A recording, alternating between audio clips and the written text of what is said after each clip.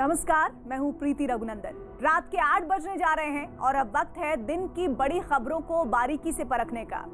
पश्चिम बंगाल चुनाव होने में कुछ ही महीने बाकी हैं और चुनाव के नजदीक आते आते राजनीतिक हिंसा से बंगाल लाल हो गया है। आज दिनाजपुर में टीएमसी के दफ्तर पर हुई गोलीबारी में 2 लोगों की जान चली गई। खबर है कि आपसी कलह में टीएमसी के लोगों ने एक दूसरे पर हमला किया था। दूसरी घटना हुई मिदनापुर के खेजूरी में। यहाँ शुभेंदु अधिकारी की रैली में शामिल होने जा रहे बीजेपी कार्यकर्ताओं के बाइक जुलूस पर हमला किया गया। बीजेपी ने हमले का आरोप टीएमसी कार्यकर्ताओं पर लगाया है। लहूलुहान बंगाल में चुनावी हलचल भी तेज हो गई है। साथ ही एक सवाल सबके मन में उठ रहा है कि कभी देश की बौद्धिक राजधानी कहे जाने वाले बंगाल की राजनीति का चेहरा खून से क्यों सन गया है और क्या वजह है कि ममता बनर्जी इस अराजकता पर लगाम नहीं लगा पा रही हैं।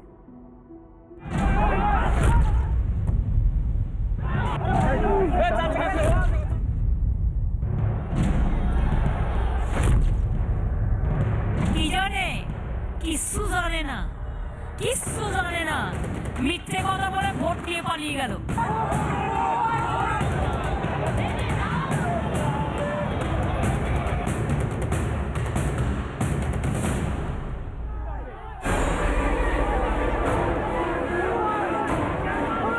राजनीतिक टकराव जब हिंसा में बदल जाए तो यही हाल होता है।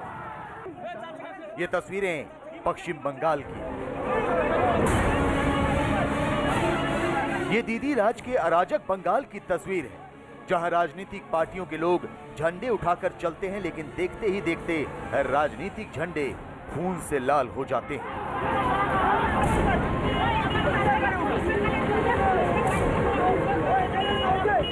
ये तस्वीरें आई हैं पश्चिम बंगाल के मिदनापुर के खेजूरी से।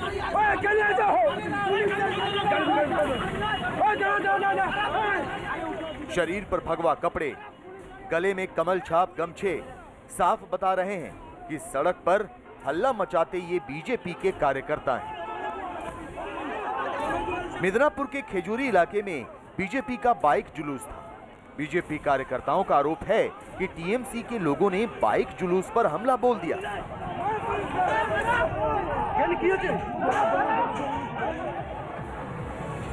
हालांकि टीएमसी का कहना है कि उनके बाइक जुलूस पर बीजेपी के लोगों ने हमला बोला। वार पलटवार की इस जंग में कौन सही है कौन जाने, लेकिन इतना तय है कि राजनीतिक टकराव में बंगाल रक्त रंजित हो रहा है। तो इस राजनीतिक जंग को शांत कराने के लिए सुरक्षा बल मौके पर पहुंचे और जो दिखा उसे दौड़ा दौड़ा कर पीटा गया।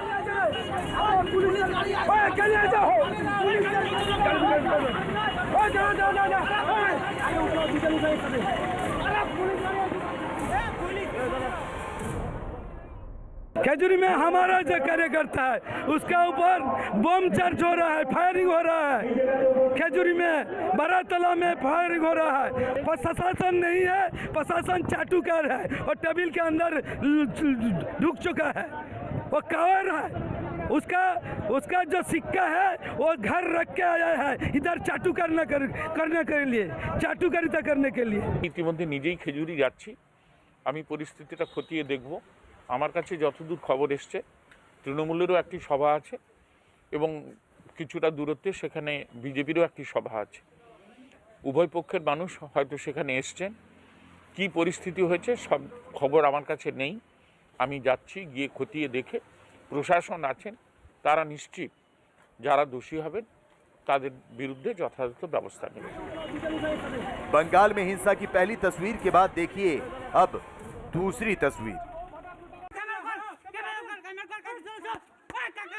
ये तस्वीर आई है दक्षिण दिनाजपुर से, जहां टीएमसी कार्यकर्ताओं की आपस में झड़प हो गई।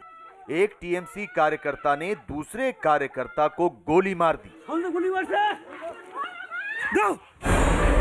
दक्षिण दिनाजपुर के हिंसा में टीएमसी के संजीत सरकार नाम के कार्यकर्ता की गोली लगने से मौत हो गई, जबकि घटना के चश्मदीद टीएमसी कार्यकर्ता की हार्ट अटैक से मौत हो गई। खबर है कि आपसी कलह में टीएमसी के लोग भिड़े और संजीत के घर पर हमला करके उसकी हत्या कर दी। पश्चिम बंगाल में राजनीतिक हिंसा का इतिहास पुराना है और जैसे जैसे राज्य में चुनाव नजदीक आ रहे हैं, इतिहास अपने आप को दोहरा रहा है। और बंगाल की मिट्टी राजनीतिक कार्यकर्ताओं के खून से लाल हो रही है। पश्चिम बंगाल से ये 3 तस्वीरें 2 दिनों में आई। 19 जनवरी को मिदनापुर में टीएमसी कार्यकर्ताओं पर बीजेपी की बाइक रैली पर धावा बोलने का आरोप लगा। इसी दिन दक्षिण दिनाजपुर में टीएमसी कार्यकर्ताओं की आपसी कलह हुई और साथियों ने टीएमसी कार्यकर्ता की गोली मारकर हत्या कर दी। इससे एक दिन पहले दक्षिण कोलकाता में शुवेंदु अधिकारी की रैली में बीजेपी कार्यकर्ताओं पर पथराव कर दिया गया। बीजेपी का कहना है कि पश्चिम बंगाल चुनाव हारने की कगार पर पहुंच चुकी ममता बनर्जी शांतिपूर्ण चुनाव नहीं चाहती, इसीलिए अपने काडर को हिंसा के लिए तैयार किया है। एकदम सही घटना है कि कुछ पाकिस्तानियों को छोड़कर ममता बनर्जी के साथ कोई नहीं। पुलिस प्रशासन एकदम नकारजनक हो गई है। पुलिस प्रशासन का कोई भूमिका नहीं। पुलिस प्रशासन कुछ भी नहीं करेगी। पुलिस के भरोसे हम नहीं है। हम लोग निश्चित रूप से चाहेंगे कि बंगाल में राष्ट्रपति शासन के अंडर में चुनाव हो, ताकि लोग शांतिपूर्वक चुनाव में अपना वोट डाल सकें। पश्चिम बंगाल खूनी राजनीतिक संघर्ष का गवाह बन रहा है। बीते कुछ साल के आंकड़े बताते हैं कि बंगाल में अराजकता दिन ब दिन बढ़ती जा रही है। आंकड़े बताते हैं कि साल 1999 से लेकर 2016 तक बंगाल में हर साल औसतन राजनीतिक कारणों से 20 लोगों की हत्याएं की गई। 2009 में सबसे ज्यादा 50 लोगों की राजनीतिक हत्या की गई। इसके बाद 2013 में 26 लोगों की राजनीतिक कारणों से हत्या कर दी गई। ये आंकड़े बड़े और आधिकारिक हैं, लेकिन जब से पश्चिम बंगाल में चुनाव नजदीक आए हैं तब से राजनीतिक झड़पों का दौर भी तेज हुआ है और राजनीतिक हत्याओं का भी। पश्चिम बंगाल में राजनीतिक हिंसा आजकल बहुत जोरों पे है। हालांकि राजनीतिक हिंसा के लिए पश्चिम बंगाल कुख्यात रहा है, हमेशा से ही होता रहा है। और ममता बनर्जी का जो चुनावी नारा था 2011 के चुनाव के पहले यही था कि हम पश्चिम बंगाल को हिंसा से मुक्त कर देंगे। तो उन्होंने अपने खिलाफ जो थे उनके हिंसा से तो मुक्त कर दिया, लेकिन अब ऐसा लगता है कि जो उनको चैलेंज कर रहा है उसको वो हिंसा का शिकार बनाने की काम कर रही है। बंगाल में चुनाव है, इसीलिए तनाव चरम पर पहुंच चुका है। ममता बनर्जी को अपने गढ़ में ऐसी चुनौती अब से पहले कभी नहीं मिली। उनके पार्टी के मजबूत स्तंभ कहे जाने वाले नेता बीजेपी में जा चुके हैं और उनके ही गढ़ में उन्हें चुनौती दे रहे हैं।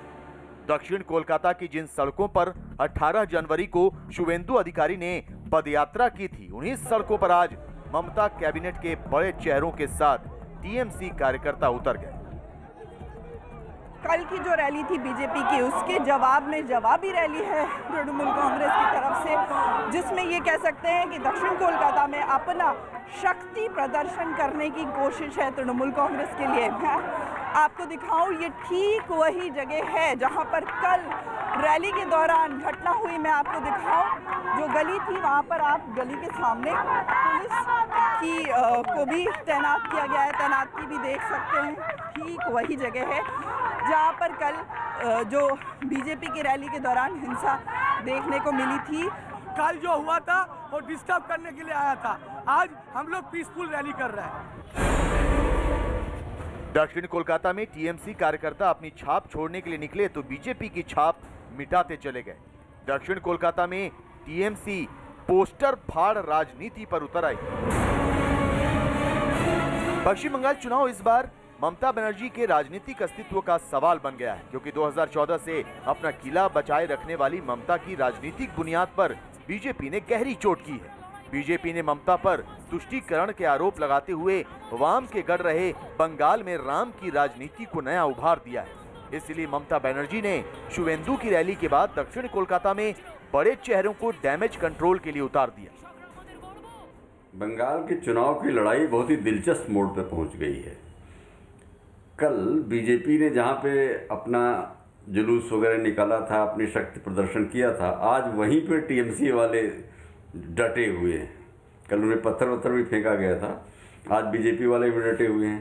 तो दक्षिण कोलकाता का इलाका ममता का घर है, वहाँ ममता का बहुत प्रभाव क्षेत्र वहाँ माना जाता है। और ममता बनर्जी को औकात पे लाने की कोशिश बीजेपी कर रही है और उनको मुंहतोड़ जवाब देने की कोशिश टीएमसी वाले कर रहे हैं। ममता बनर्जी की कैबिनेट के बड़े चेहरों ने दक्षिण कोलकाता में मोर्चा संभाला तो खुद मुख्यमंत्री ने पुरुलिया का मंच संभाल लिया। ममता बनर्जी ने पुरुलिया के मंच से जय हिंद और वंदे मातरम का नारा भी दिया और बांग्ला पहचान का नारा भी। जय हिंद, जय हिंद, जय हिंद, वंदे मातरम, वंदे मातरम,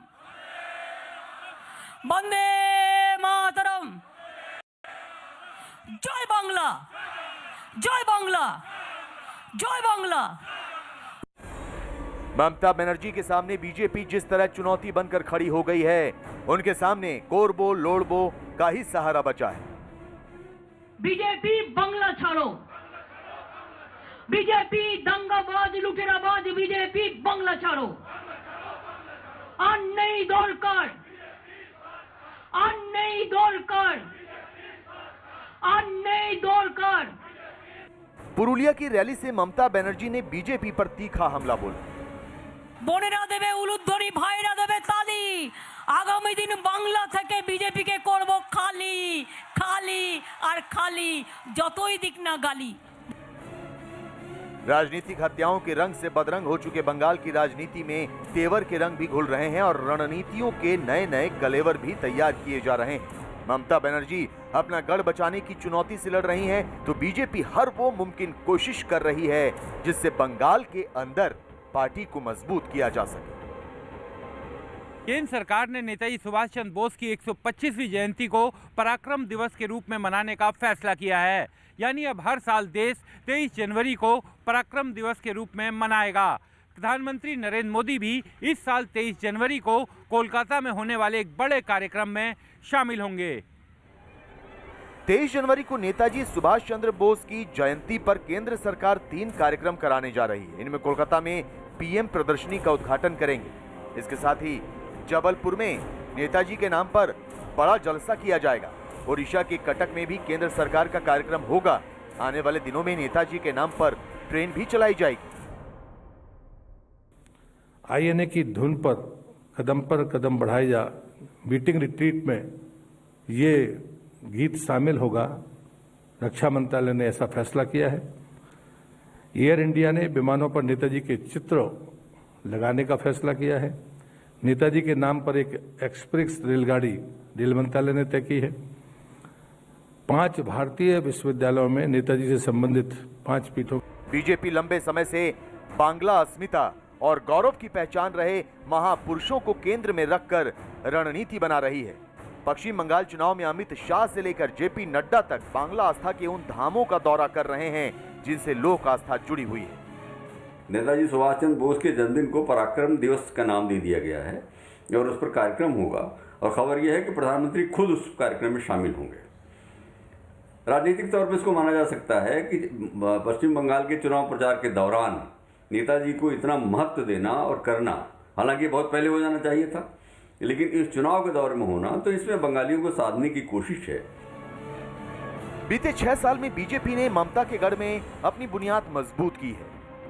अब वो दिन भी दूर नहीं जब बंगाल के सबसे ताकतवर नेता और बीजेपी के बीच मुकाबले की तारीख तय हो जाएगी। नतीजा जो भी हो, लेकिन बंगाल में राजनीतिक सरगर्मी इतनी तेज है कि बंगाल अराजकता से लाल हो रहा है।